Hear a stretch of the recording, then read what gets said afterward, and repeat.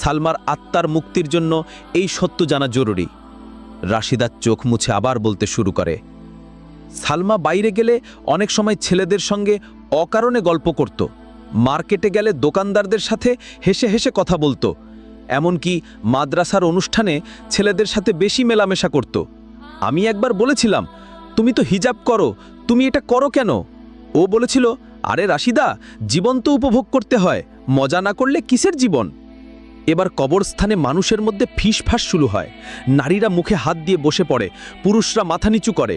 কষ্ট, বিস্ময় আর আফসোসের এক ভয়ঙ্কর মিশ্রণ অনুভূতি ছড়িয়ে পড়ে। রাশিদা বলতে থাকে, আমি বহুবার তাকে বলেছি যে এটা হারাম, কিন্তু সে বলতো, হারাম কিছু করছি না তো, শুধু কথা বলছি।